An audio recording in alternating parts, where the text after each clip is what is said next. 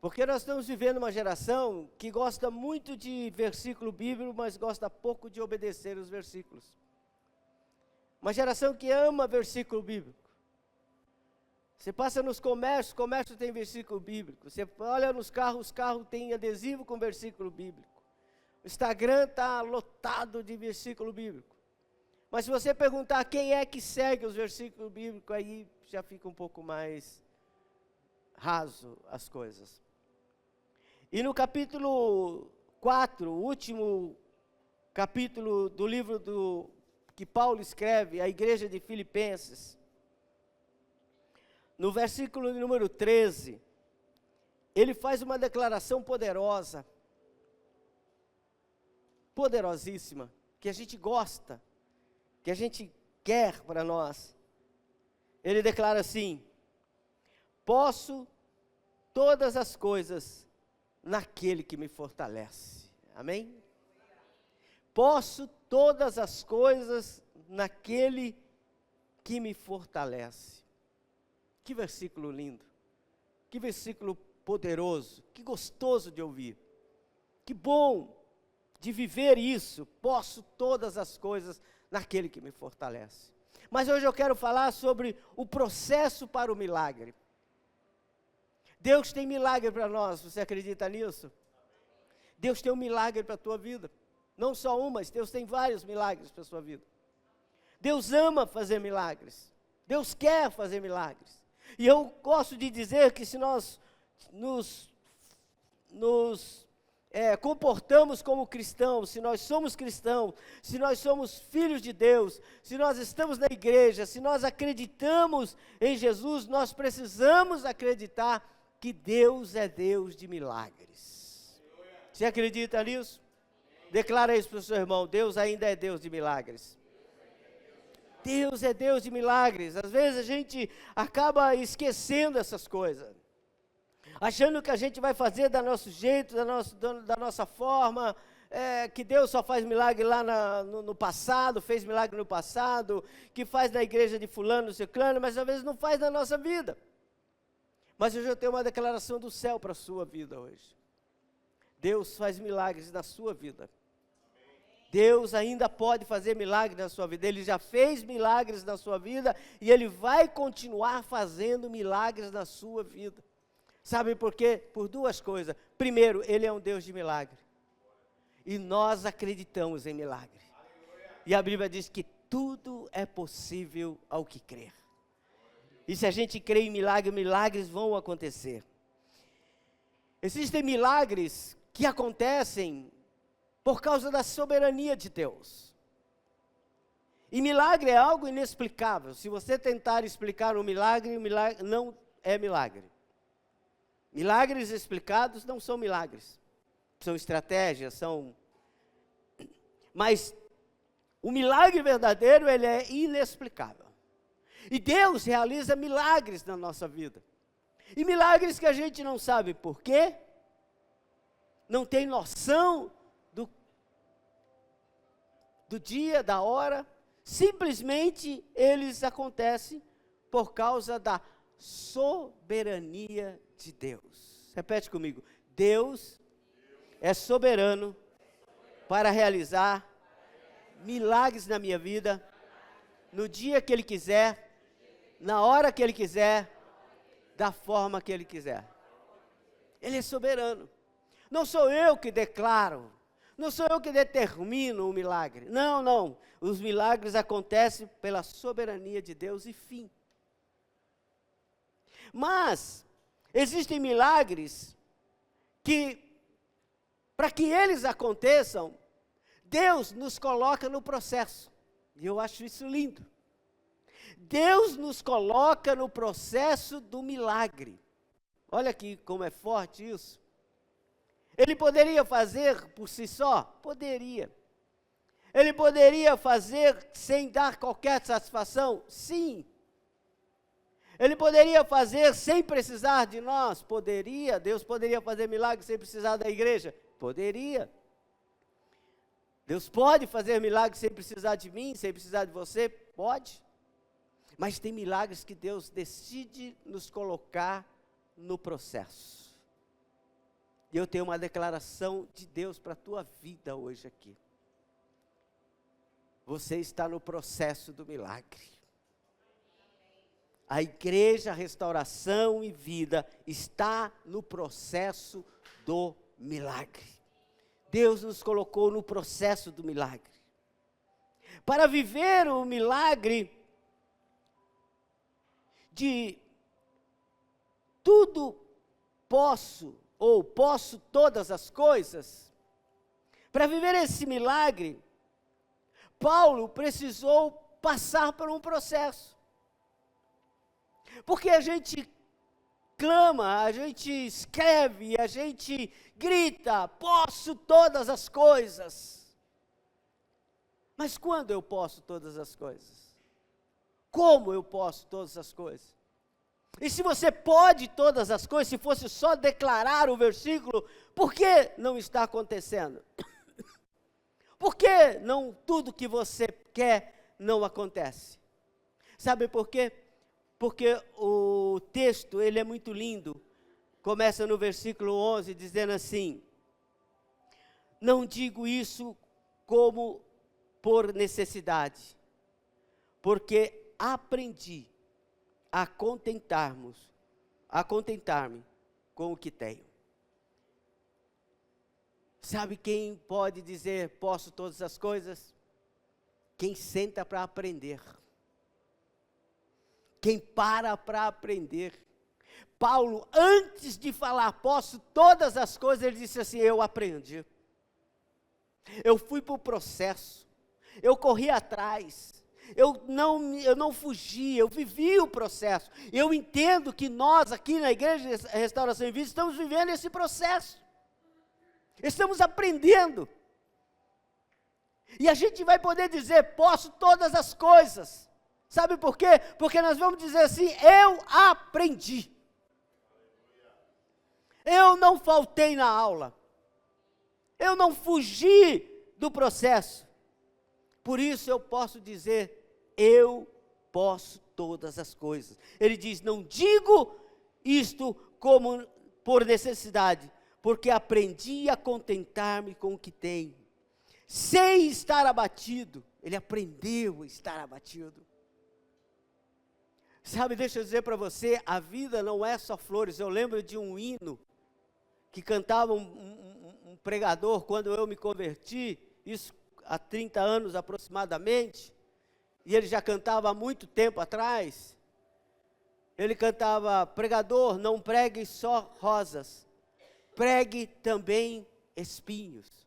Sabe por quê? Porque o evangelho não é só rosas, o evangelho também é espinhos.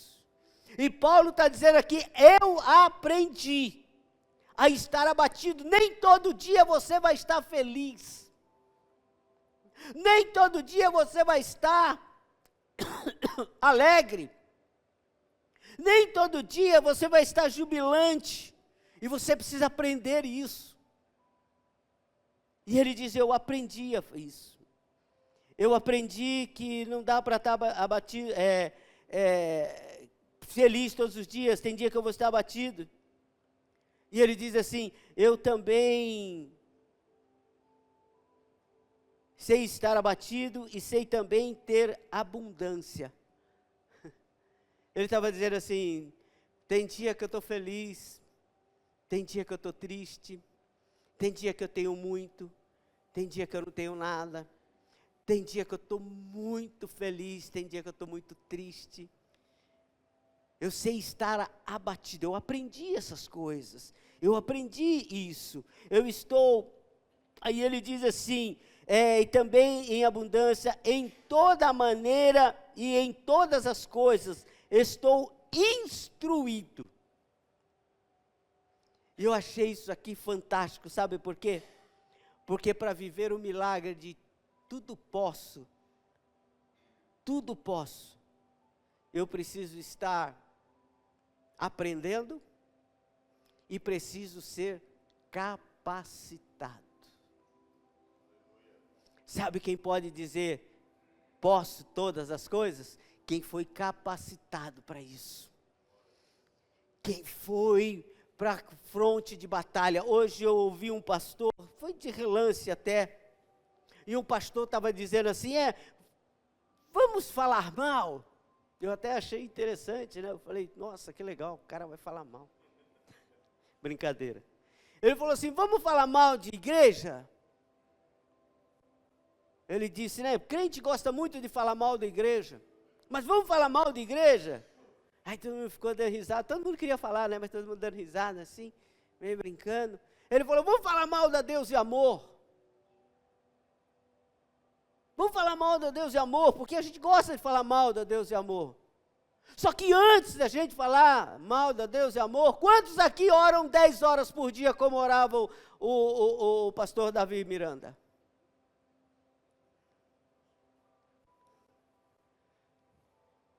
Que segundo declarações dele, tinha hora que ele percebia que ele saía do próprio corpo, de tanto que ele orava, de tanto que ele jejuava. Vamos falar mal. E ele começou a falar de outras igrejas. Ele falou assim, vamos falar mal da Bola de Neve, afinal de contas isso é nome de igreja. Só que os jovens estão lá e não estão aqui. Então é fácil a gente falar mal, mas é difícil a gente viver o que o outro está vivendo. Então Paulo aqui, ele diz assim, eu posso todas as coisas, porque eu aprendi. E depois ele pode dizer assim, eu posso todas as coisas naquele que me fortalece. Sabe por quê? Porque eu estou capacitado. Meu irmão, deixa eu dizer para você, há milagres para a sua vida. Há milagres para a igreja Restauração e Vida. Mas o milagre não acontece antes que a gente aprenda, antes que a gente esteja capacitado para receber o milagre. E eu quero declarar que esta noite Deus vai te capacitar para receber o milagre que você quer. Deus vai te capacitar para você poder tomar posse daquilo que Deus quer dar para você e daquilo que você deseja. Que talvez a gente não recebeu, porque a gente só leu, posso todas as coisas naquele que me fortalece. E já foi para a fila para buscar o milagre. E você anda na fila do milagre até agora, e tem gente recebendo, e você fala assim, meu Deus do céu, por que fulano está recebendo, por que Beltrano está recebendo, sabe por quê? Porque ele passou, antes de passar pela fila do tudo posso naquele que me fortalece, ele passou na fila do aprendi a passar dificuldades, aprendi a ter abundância, aprendi em todas essas coisas. Ele passou pela fila do eu fui capacitado. E hoje, eu sei passar em abundância e sei estar com fome. Sei estar no prato, com um prato abundante e sei estar com fome. Tanto a ter abundância, como a padecer necessidade. Isso nos capacita para a fila do milagre, e a gente vai declarar, eu posso todas as coisas naquele que me fortalece. É lindo quando Davi, ele é ali questionado, ele é ali confrontado por Saul. Saul diz assim, mas quem é você para encarar o gigante? Ele diz assim, eu aprendi, eu fui capacitado. Sabe, enquanto meus irmãos estavam lá em casa treinando, fazendo e acontecendo, eu estava lá cuidando das ovelhas do meu pai. E quando via um urso, eu lutava com esse urso. E quando via um leão, eu lutava com esse leão. Quando a gente passou pelo vale da sombra e da morte, eu estava junto com eles, aleluia. Quando a coisa ficou difícil, nós estávamos lá. Por isso que agora eu posso me levantar e dizer assim, você vem a mim com paus e pedras, mas eu vou a ti, em nome do Senhor dos Exércitos. Ei, querido, Deus está te capacitando hoje aqui. Deus está te capacitando. O aprendizado e a capacitação coloca Paulo no processo do milagre. Repete mais uma vez comigo, eu estou no processo do milagre. Nós estamos no processo do milagre, amados. Nós estamos vivendo o processo do milagre. Paulo era uma pessoa satisfeita. Paulo era uma pessoa que ele falou assim, eu sei estar satisfeito. Não digo isso por necessidade, porque aprendi a contentar-me. Ele era um cara que estava contente com as coisas.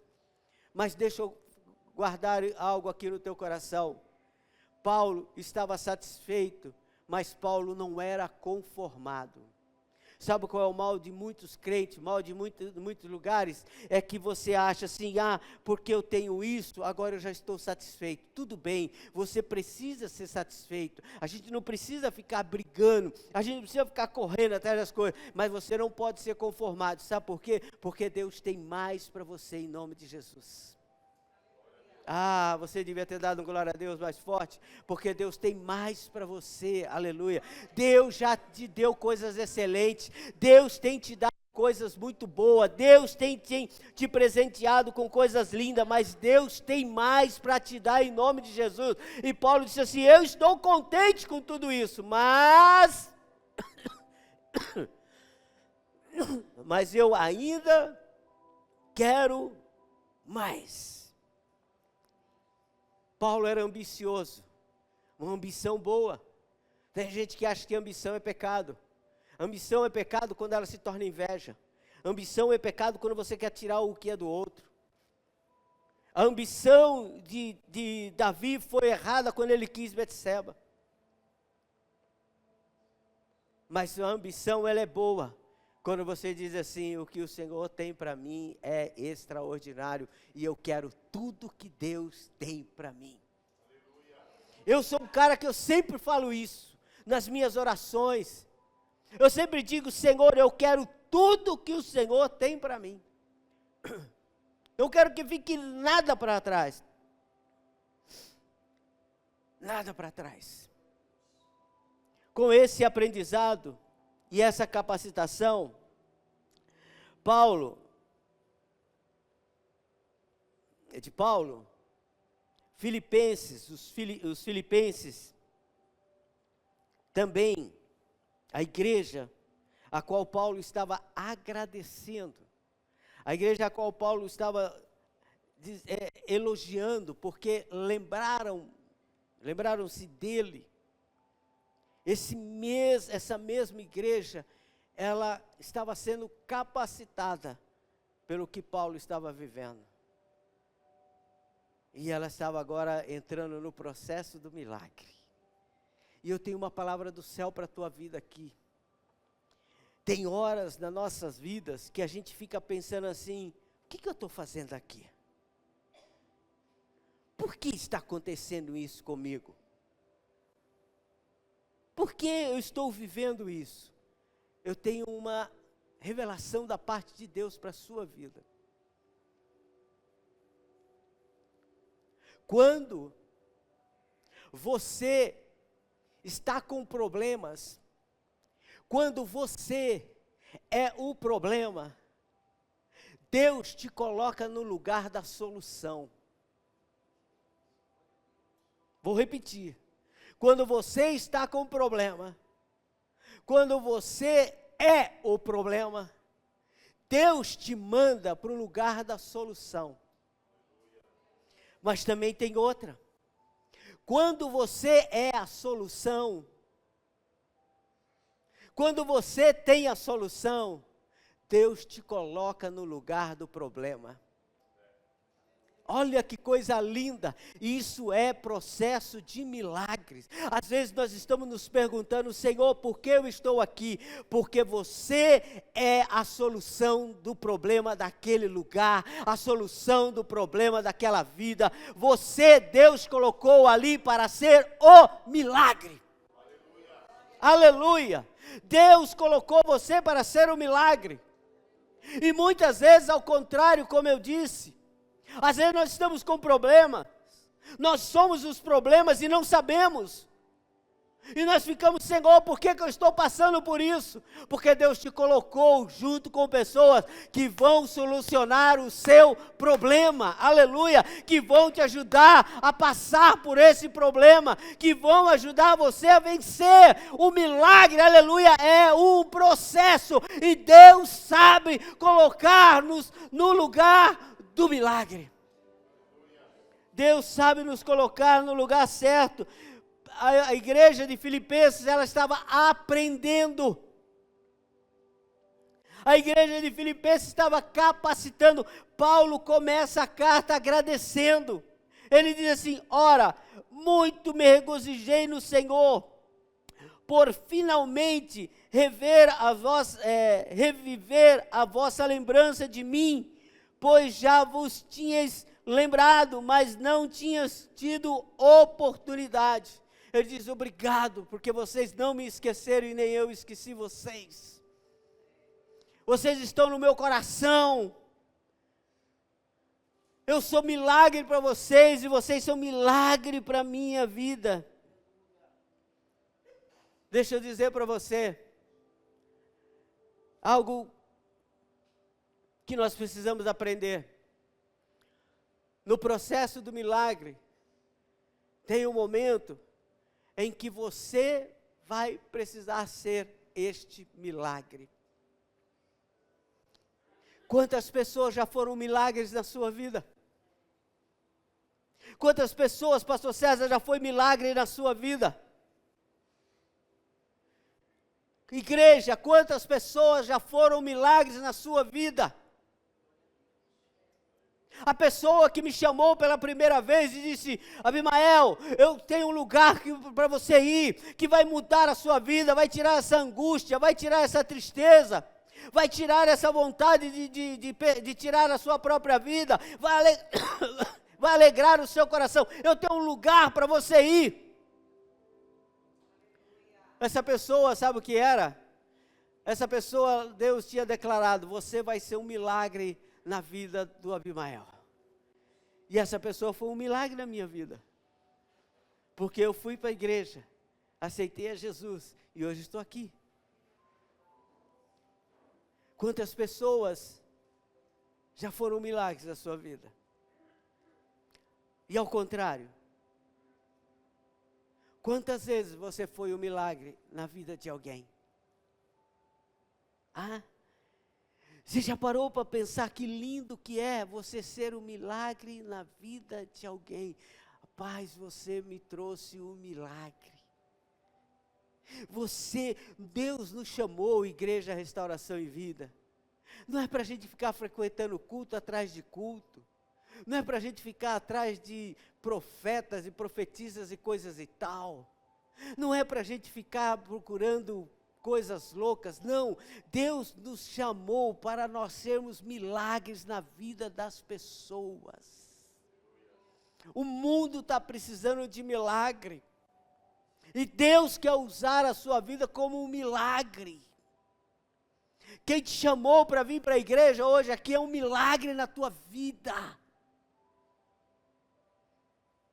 As pessoas para quem você vai passar essa mensagem, depois que elas estiver no YouTube, você vai ser um milagre na vida dessas pessoas. Para pensar. Quem está sendo um milagre na sua vida? Quem foi um milagre na sua vida? Isso é coisa de crente. Porque nós estamos no processo do milagre. Nós estamos no processo do milagre. E Deus tem milagres para nossas vidas.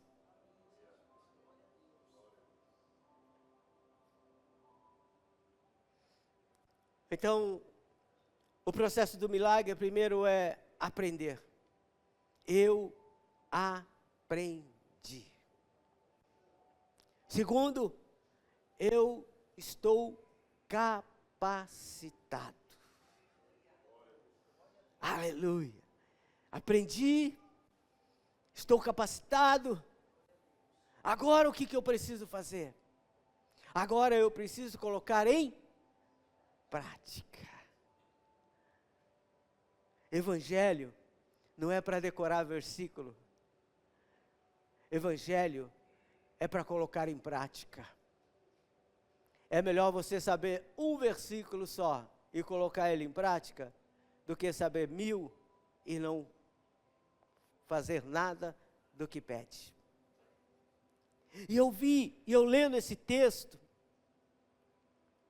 eu vi que mais na frente, Paulo, ele agradece a igreja de Filipe por ter ajudado a ele, por ter suprido a necessidade dele. E ele diz: não é porque eu estou precisando, não, eu estou feliz porque vocês fizeram algo extraordinário. Sabe aquela coisa de quando você recebe um presente e você fica feliz, não pelo que a pessoa lhe deu, mas pelo gesto dessa pessoa ter saído, se preocupado e trazido alguma coisa para você? Você fala: puxa, que legal. Uma vez eu conversei, tinha uma pessoa da igreja, e tudo que ela me presenteava, aniversário, dia do pastor, essas coisas todas, era coisas que ela mesma fazia. Ela mesma fazia. Era trabalho feito à mão.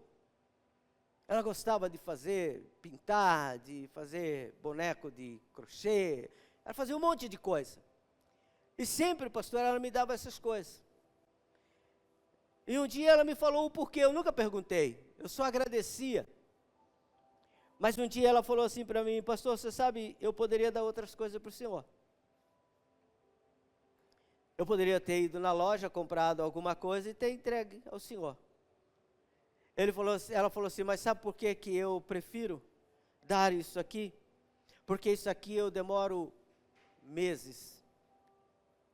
Eu tenho até hoje guardado. Ela me deu um boneco feito de crochê, tricô, não sei do que é aquilo. Mas um negócio enorme. Aquilo ali demorou, sabe-se lá quanto tempo para ela fazer aquilo. Até hoje eu tenho guardado dentro da caixa que ela me deu. E ela me deu e ela disse assim: sabe por quê? Todas as vezes que eu pegava nessas linhas e pegava nessas agulhas para fazer isso aqui, eu orava pelo Senhor. Todo dia que eu pegava nisso aqui, toda hora que eu pegava, eu dizia: Senhor, abençoa o meu pastor, abençoa a igreja, abençoa. Sabe o que é isso? É alguém que diz assim: eu não vou entregar nada que não me custe. O milagre, querido, precisa de sacrifício. É duro de ouvir isso, mas é verdade. O milagre precisa aprender. O milagre precisa de capacitação. E o milagre precisa que a gente coloque em prática.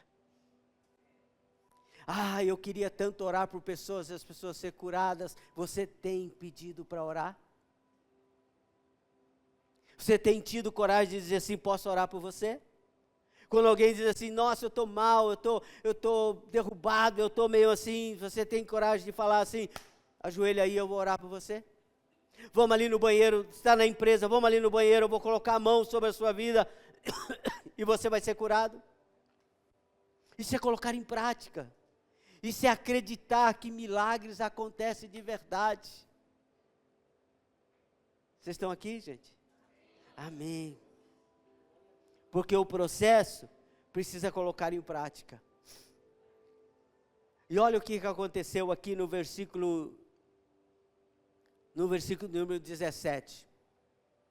Paulo, ele tinha recebido suprimentos, porque ele estava na prisão.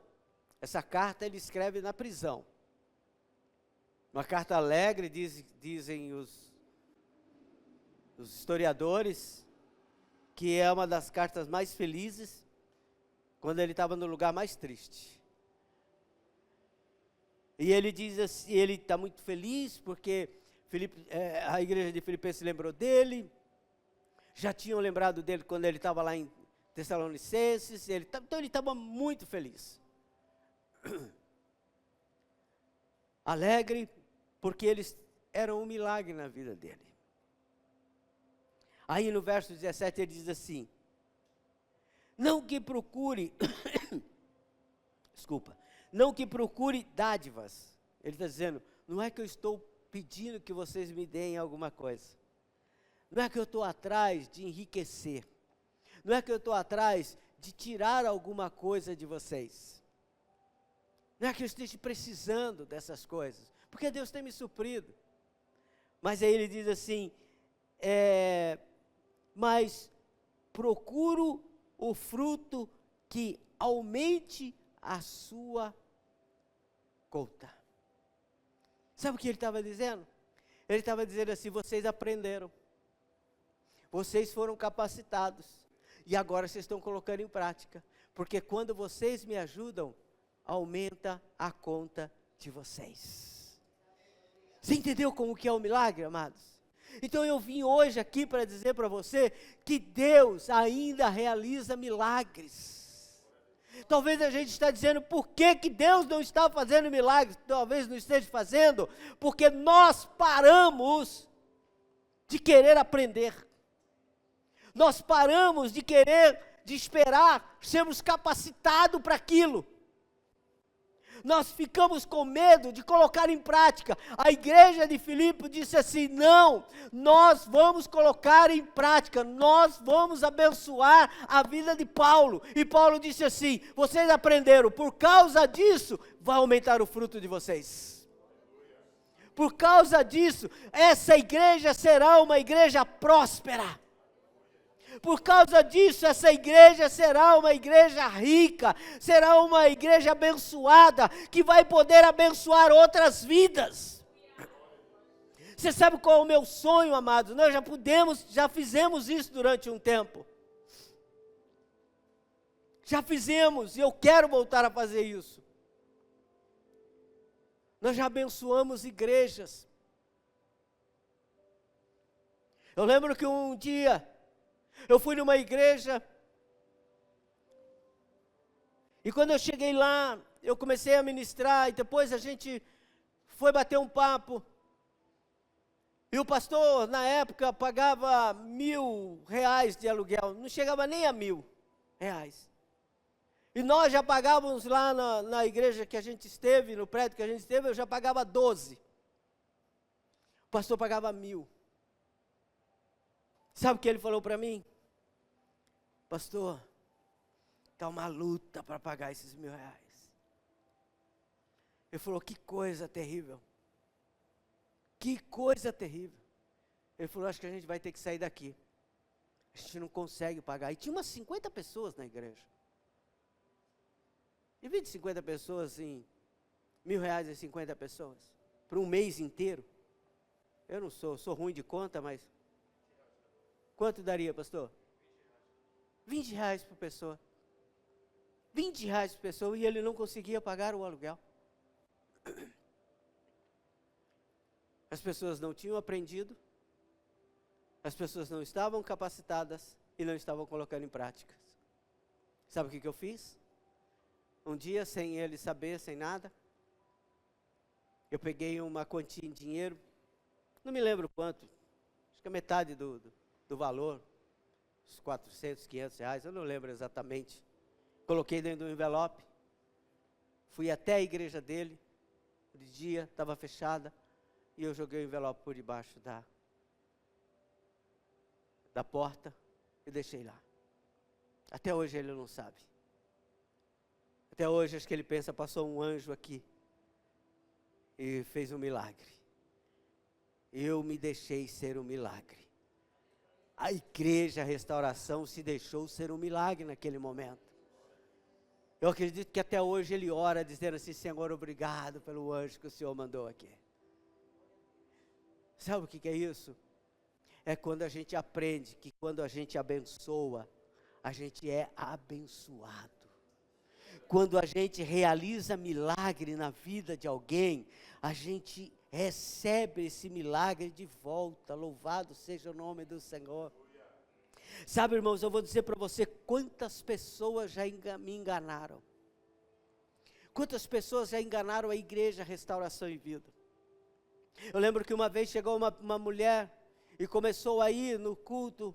Aí daqui a pouco ela me chamou e falou: pastor, meu marido me bate, um monte de coisa, mas eu vou contar assim: o meu marido me bate, e não sei o que, e não sei o que lá mais, eu moro aqui na rua tal, no fundo, e a mulher vai me colocar para fora, e eu tenho essas crianças, e nós vamos ficar e tudo mais. Eu amo. O que você precisa, irmã? Preciso do dinheiro do aluguel. Tá bom, irmã, vem no próximo culto que eu vou ver o que a gente pode fazer, vamos orar e tal. Vou ver o que pode fazer. Aí fui eu.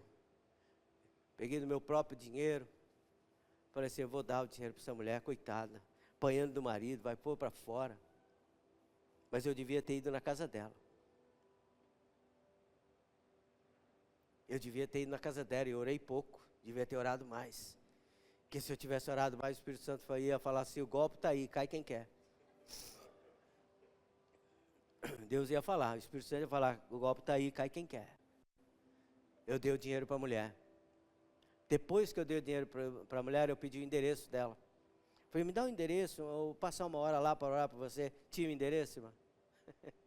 Existia? Não existia. Ela foi lá para me dar um golpe. Mas eu fico triste por isso? Não. Sabe por quê? Porque eu fiz a minha parte. Eu aprendi. Eu fui capacitado. E coloquei em prática. Porque a Bíblia diz que nós temos que ser coração generoso. Agora, o problema é lá. Eu vivo um milagre de posso todas as coisas naquele que me fortalece. Quando eu coloco em prática. E eu quero orar com você hoje. Porque Deus nos chamou hoje aqui para viver milagres. E eu tenho uma palavra muito forte para a gente orar aqui antes. Nós não podemos realizar milagres por nós mesmos. Por nós mesmos não está. A palavra está dizendo: posso todas as coisas naquele que me fortalece. É como ele diz, como se ele estivesse parafraseando: eu posso realizar milagres naquele que é o milagre. Eu posso realizar milagres. Mas eu tenho uma palavra muito forte aqui para você nessa noite, para a gente orar. Para Deus virar o nosso cativeiro. Para Deus virar o cativeiro da igreja Restauração e Vida. Para Deus virar o cativeiro da sua história, assim como Ele fez na vida de Jó. A Bíblia diz que Ele virou o cativeiro de Jó. Mudou a história. E Deus é especialista em mudar histórias, irmão. Para pensar aonde você estava. Para pensar para onde você ia. E Deus teve um encontro com você e disse assim: eu vou mudar a sua história. Isso são milagres. Nós não podemos realizar milagres por nós mesmos. Mas sabe o que nós podemos fazer? Isso é profético. Nós podemos remover os obstáculos que impedem do milagre chegar até as nossas vidas. Isso é forte. Remover o que impede de Deus fazer o milagre. Você já orou? Você já foi num lugar? Você já teve um sentimento de que acontece desse lado? Acontece desse lado. 1000 cairão à minha direita.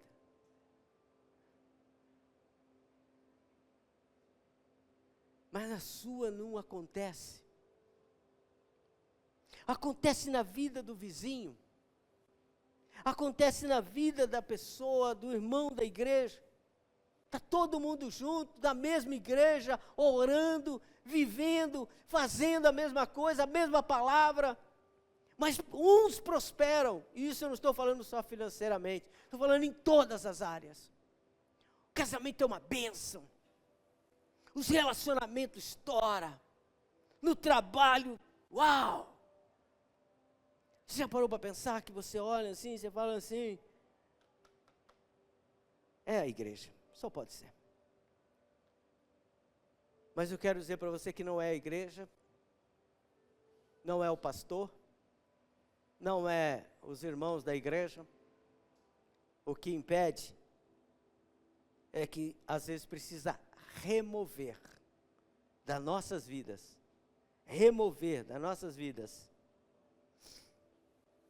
coisas, situações que estão impedindo do milagre chegar até você.